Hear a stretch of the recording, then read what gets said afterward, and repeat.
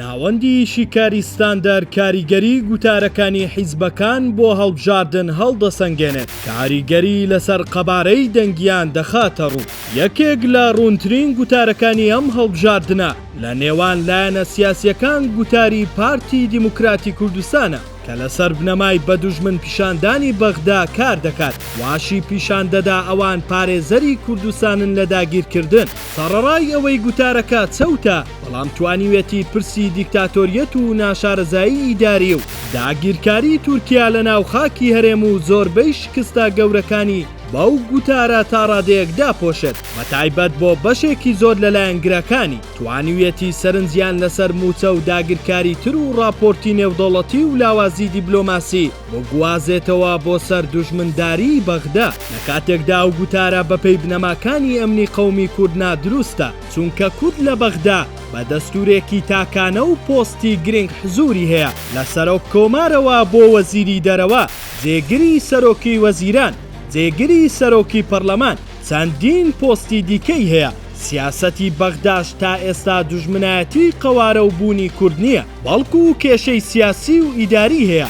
خاڵی بەهێزی ئەو گوتارە غیابی گوتاری پێچەوانەیە. خاڵی لاوازیشی ئەوەیە زۆرینەی خەڵکی لە کوردستان لەگەڵ گوتاری دژە بەغدا نین. هەتا لە هەڵبژاردننی یەکەم جاری کوردستانیش لە ساڵی 1992 ئەوە بەدی کرا. ئەو کات یەکێک لە خاڵە بەهێزەکانی بانگەشەی پارتی لە هەڵبژاردنەکە ئەوە بوو گوتاری بەرامبەر بەغدا نەرم بوو. لە کاتێکدا ئەو کات بەغدا جگە لە فشار و پیلان، دەستێوەردان و ئەنفال و کیمیایی هیچ خێرێکی بۆ کوردستان نەبوو. تازا بڕیاری 688 دژی دەرچوو بوو. وەک ئێستا موچە و ئازوقە و پێویستی تر نەدەنات. بەراورد ناکرێت لە ڕووی دەستوری و ژێرخانی دەوڵەت و هاوبەشی و سازانی ئێستا و ئەو کاتی عێراقی بەعس.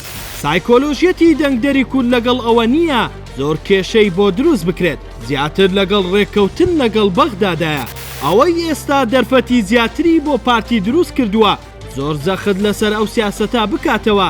لاوازی گوتاری پێچەوانەی لایەنەکانی دیکەیە، بەتایبەت یەکێتی کە سەرەڕای ئەوەی جەخت لە گرنگی بەغدا بە شەرمەوە دەکاتەوە، بەڵام سەرکەوتو نییە لە بەرگریکردن لێی. گوتارەکانی ئەو جارە یەکێتی لە چاوجاری پێشووی زۆر لاوازە، زیاتر ئینشائیات و کۆنە هوتافە.